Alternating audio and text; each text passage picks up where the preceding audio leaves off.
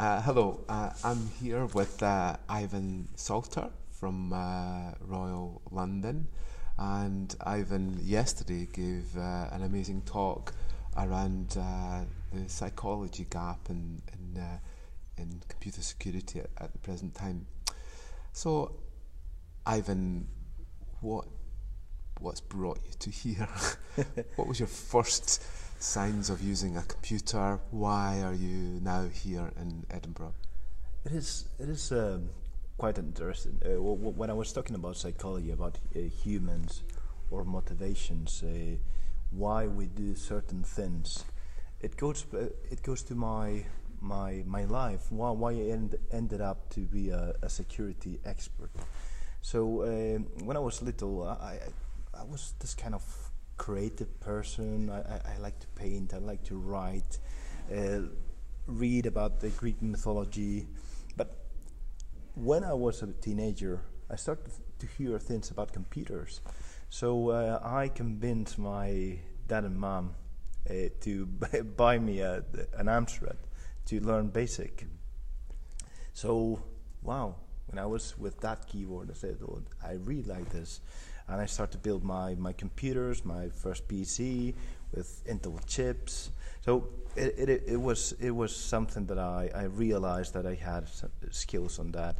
So when I had to choose my university degree, I thought, why not do something about computer science? But also, when I studied computer science and machine learning, artificial intelligence models, I realized that there was a connection with the there is a technical part in me and a more social sciences, humanistic part from me. So it connected somehow with psychology, with cognitive psychology. So is when I decided also to study psychology. But one of my first jobs in Spain was with as an information security consultant, helping companies to be compliant with the Data Protection Act. And is when I met this guy, a friend of mine. He was a hacker. Well, we can call it a grey hat. And we conducted a pen testing and ethical hacking to big companies. So is where I realized that it was not only about artificial intelligence, but there was a kind of overlap between the human part, the brain psychology, forensics, understand the mind of the attacker, which it was psychology and security altogether, a kind of marriage, a marriage in my mind. So that's why I thought, well, this is the path I have to follow. Yeah.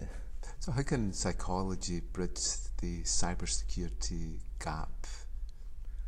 Yeah, that's a very good question. So it was my presentation. It was precisely talking about that.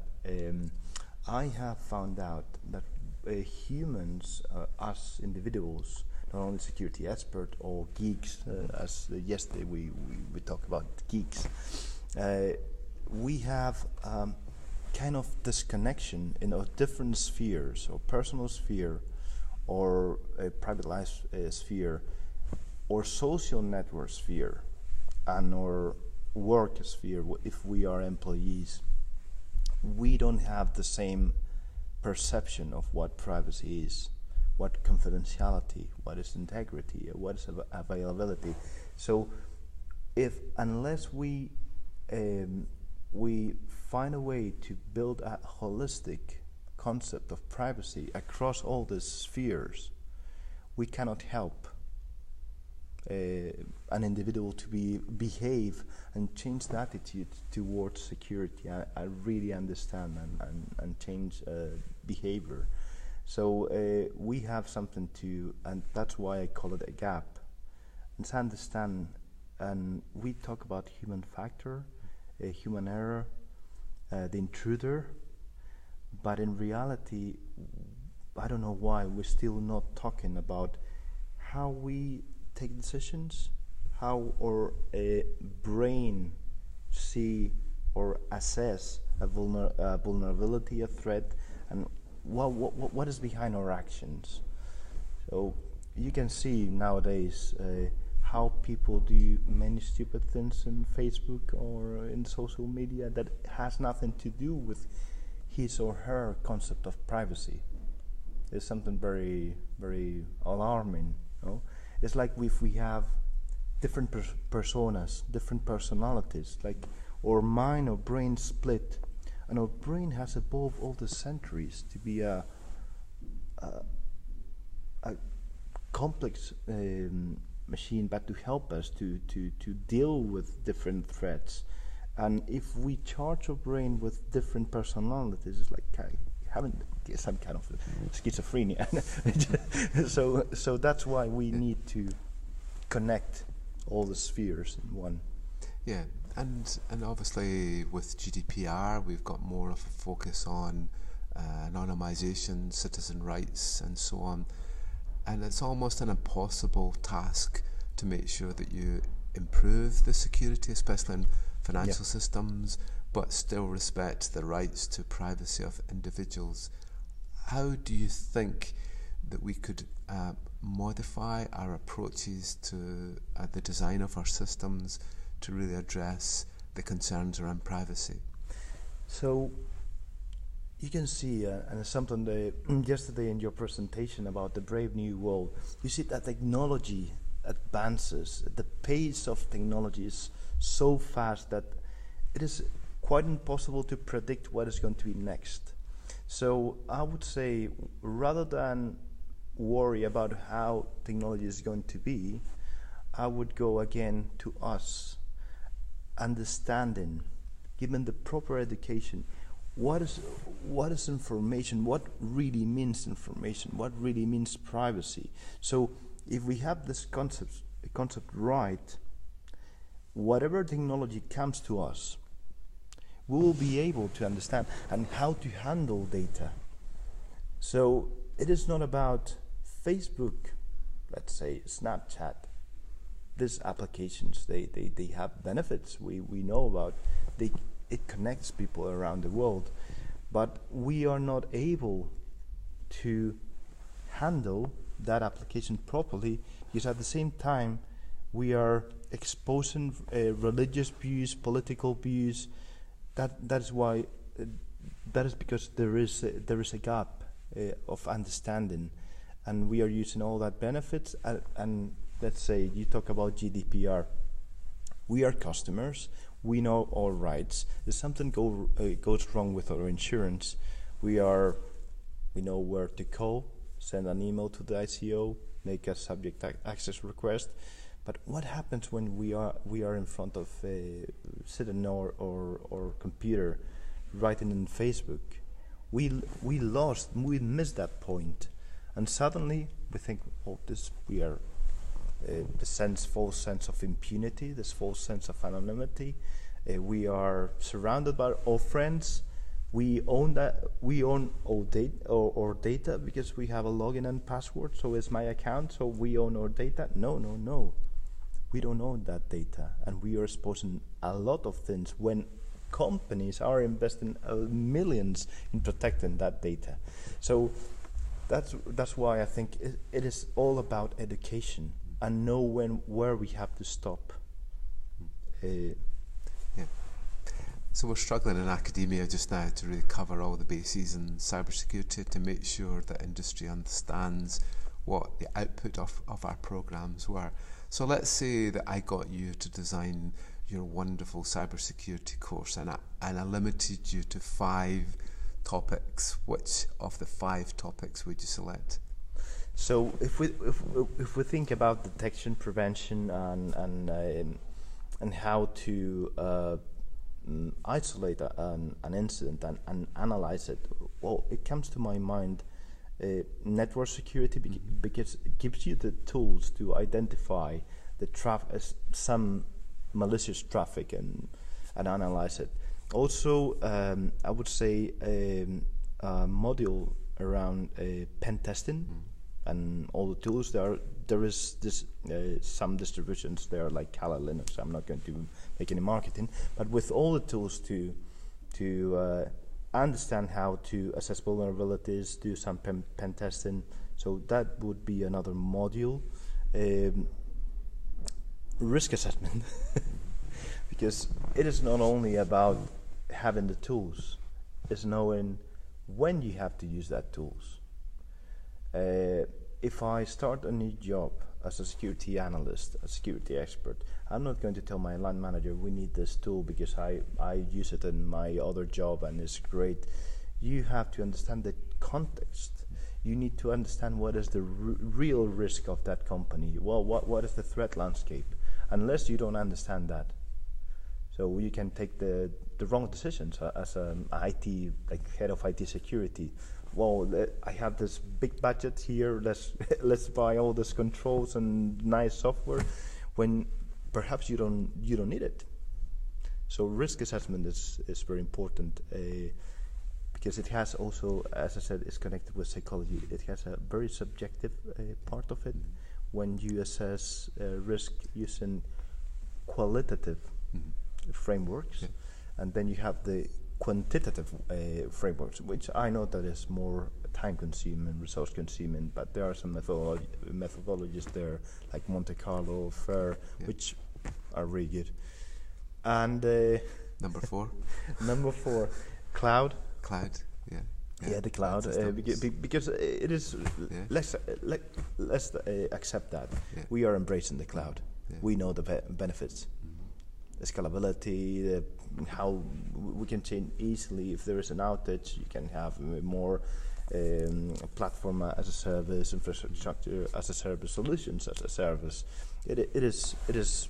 Well, we all tend to. We are all moving to the cloud, but it brings a lot of benefits, but also opens a new. There is a new landscape, a threat landscape there, and we have to understand not only at a technical level, but also a contractual level, because vendors, they normally wash their hands and say, "Well, we are giving you a service, but if something happens, it's your fault." So that is very important. Number 5. And number 5, bring all this knowledge around data privacy, but in a multidisciplinary level, with all the background on research and social sciences, like behavioral economics, how we take decisions, how we see privacy, the legal people, experts in data protection with a legal background, and also psychology, all these new researchers. So in that module, I don't know how to call it, but it's the human, the social understanding of privacy and security. So it's well known that there exists a big gap between the more business-focused executives and the more technically focused. They're not using the same language to identify risk. So a more technology-focused person might be talking about access control lists and authorization and so on, but when it comes down to it, a finance officer is more interested in the cost and profit and achieving the objectives of a company. So how do you think we could bridge that gap? Do we need more technical people on the board? Do we need less technical people? Do the technical people need to be articulating things better? How would you address that problem? Well, first I would say information security should be a business goal. Sometimes it's treated as another thing, but it's just a business goal, because we live in an age of information. Information is the blood of any business. We talk about business processes like customer-facing department, HR department, marketing department, but all of them, they use the same blood, that is information. So we cannot reach that goals without understanding that information, it is another goal that the board and the executives should understand as that. So securing that is your asset. Securing that is so important, and how to build a bridge between the technical staff and the and the board, because they talk different languages. So first of all, have a tailored risk management system, which is able at some point to join the outcomes, the MI from the technical staff with the MI from the board, and analyze all that data and bring some conclusions. So we are going to talk. So you still able to go with the reports to the board without having to use the technical jargon, because all the work was done by the risk management system, and move towards semi-quantitative or quantitative assessment. I think it's really important, because there you also talk about money. Yeah. It brings the threat, but also tells you about money. Yeah. So it's what. Yeah. And the other gap that exists is probably the massive gap between digital trust. I do cryptography. Mm-hmm. I see only a digital world with encryption keys and anonymization and digital identities and digital signing and so on. And I know that is 100% sure, because it's all based on mathematics. But on the other end, you've got the human aspect of it. And we see the padlock and the green colour of a browser when we see a valid URL. In Estonia, they have a mechanism where anyone who accesses a citizen's record will see that person, and it's possible for the citizen to find out why that person accessed the record. That increases human trust.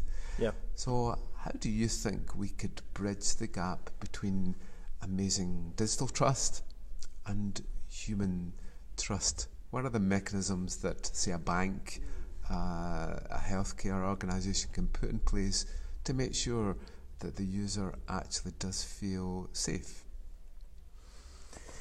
Yeah, so it is all about, as I said before, education. If we are able to build this holistic concept about privacy, and governments, politicians, programs in TV, they start to educate people about what privacy means. That is right. A green lock in our browser is going to connect with all the different examples, because we have to translate. So I was thinking when I was writing my presentation, I put, but I didn't have the time to talk about it. It was a kind of joke. In our personal sphere, I put another circle that it was our dreams. So if you think about our dreams, it's one of the most mysterious and accessible part of our mind, and it uses multi-factor authentication, because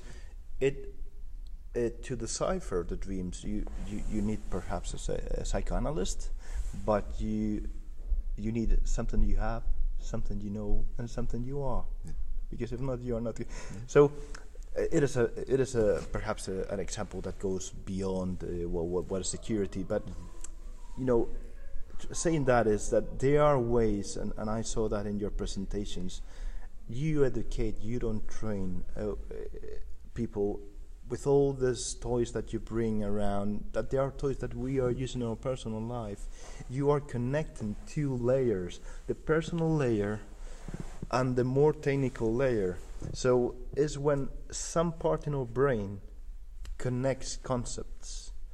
Because as I said, we are playing different personas in different spheres. So if we connect that personas, we say, oh, look, we have a bear that I use to protect my child's, but somebody technical is going to show me that it's doing something else. So you connect the cyber security aspect with the personal life aspect. So it's when that memory, everyone that is not a techie is going away from home and is going to remember Bill's Buchanan presentation, and that is what we need to do. Connect concepts. Yeah. Don't isolate concepts. Yeah. Don't bring and throw all these numbers, all these malware things, and because it's quite daunting if you don't have the technical knowledge to see all the screens, these cyber attack maps, if you are not able to connect it. And I think it's the wonderment of technology. I find technology absolutely wonderful, and I've got to have the latest gadget and play with it. But I just can't believe that designers can't think about the security aspects. They obviously make it easy to use, easy to set up the Wi-Fi kettle, but actually there's a back door in there, and it's really compromising the whole infrastructure of us building a brave new world. Yeah. I wondered about your background. So you're obviously based in industry, but you've come into academia at points in your career. So many people would say, well, why come back to academia? Why not go through the industry certification route? So what would you say are the benefits of being in an academic environment? What changed your approach to things? What didn't you like that much? And please be honest. So, it is. If I'm talking about work, I really like the academia. I mean, it's perhaps in life you have to take decisions. You have a family, you have to support it. So I'm going to be very basic, and that is a part of Maslow's XY. It is also about money. It's not only about ego. It's about money. So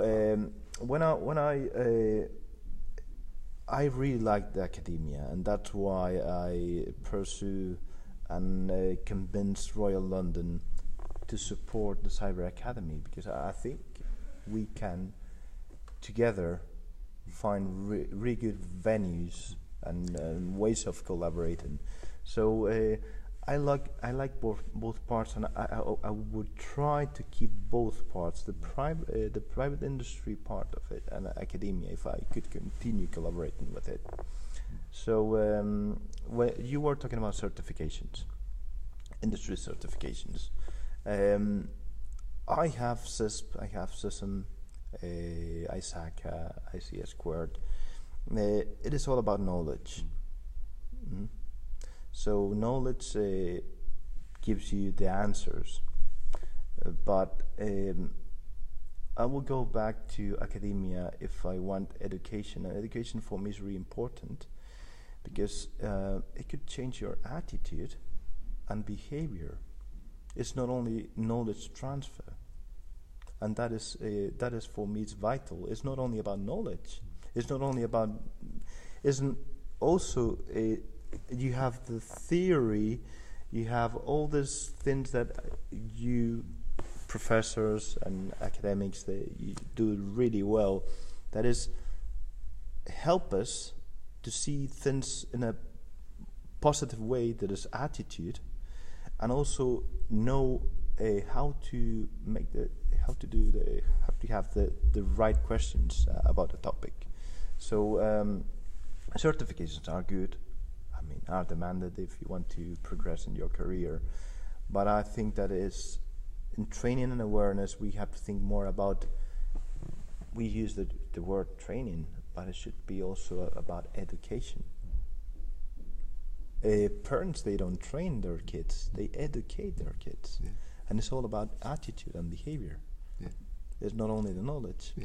You can say, well, this is the way you use forks on the when you're on the table, but why? Why you have to use it that way? What it means? And you talked about your Amstrad computer. I remember Amstrad computers very well, and the keyboards and so on. And I had a ZX81 and a Spectrum, and I think you fell in love with computing then? You rushed out and bought the computer magazine and typed in the basic code and so on? Yeah, well, Amstrad came with this big manual with the basics of basic, fundamentals of basic. Yeah. And maybe our kids aren't being exposed to that. They don't really see what's behind the technology. Yeah. And so how do you think we can move our next generation from being technology consumers to people who can really properly create, who can innovate, who can change and really understand the inners of a computer system? So very important is to keep our humanity. And when I'm going to see, I'm going to explain it. My concern, and I love technology, and I embrace technology. If you think about all our life as humans or evolution, this brain took centuries to work as it's working right now. So being able to recognize a voice, the tone of the voice, if it is threatening, if it is sad, all this that in machine learning, artificial intelligence, how difficult it is to build that codes and make it work accurately. So we were given a wonderful machine that is the brain. So the problem is that now that we are jumping to a digital world, many of these circuits within our hypothalamus, our eyes, everything, they are not used. So you are in front of a computer, you are using your eyes, but you don't see, you're not trying to perceive the tone of a person, the non-verbal language. You miss many. It's what many times some psychologists they say. Well, with calculators, you will miss the ability to do maths in your brain. So yeah, it is moving towards digital, but being able to keep our humanity. So innovation, art, all the Renaissance in Italy, everything it's about being creative. So my concern is that if we are so obsessed about technology and we fully move into technology, we may miss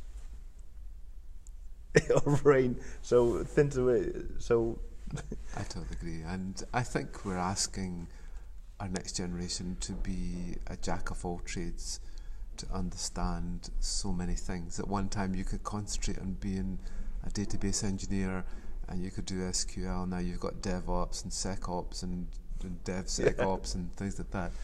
And it's unfortunate, but I think that's the modern world. We'll need people who are adaptable, who can solve puzzles, who will move from the business side into digital forensics in an instance. And it's a difficult thing, but it is obviously such an opportunity for our next generation to come through.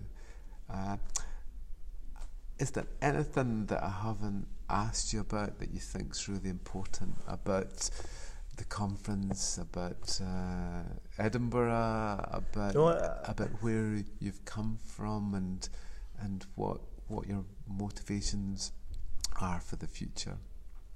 Yeah, so about where I come from. I grew up in Spain, but my dad is Scottish, from Aberdeen. Mm-hmm.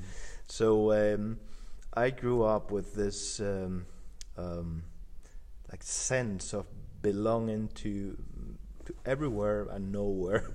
So that's why I think we are all connected. And I'm going to quote Carl Jung. I think we are all connected through the collective unconsciousness. So for me, the new, and when we talk about the bands, the net, Web 2.0, social media is becoming the new collective consciousness. Connect all, it's like a big consciousness. And we also have to understand the mechanisms of that, because it could be used for good, it could be used for bad, as we can see. Yeah. So it's and I came to Edinburgh. I love Edinburgh. It's a very nice place, a very modern city with a lot of opportunities. And I thought going forward, it's going to attract more companies. So we have a very good universities. Napier, I did the master in Napier. I recommend the master, by the way, the master in advanced security and digital forensics. Really, really good. And you have companies, finance companies, and innovative digital companies. So there is a lot of opportunities here, and honestly, I don't really care about weather because you have holidays. That's it, yeah. When it's nice, you really have a great time. You have a beach, you can go to beaches, and you can have hills, you can have parks, you can have city life, whatever. Yeah. It's all here, and hopefully the infrastructure is obviously around finance. So the banks are here, and that's where many of our graduates are. And I think we need that trust reputation to make sure that Edinburgh is seen to be a place that you can trust to look after your money and also your data, hopefully. Well, thanks very much, Ivan, for the chat. Well, thanks for the pleasure of mine. Yeah, hopefully we can catch up quite soon. And thanks very much. A pleasure. Okay, thank you. Thank you.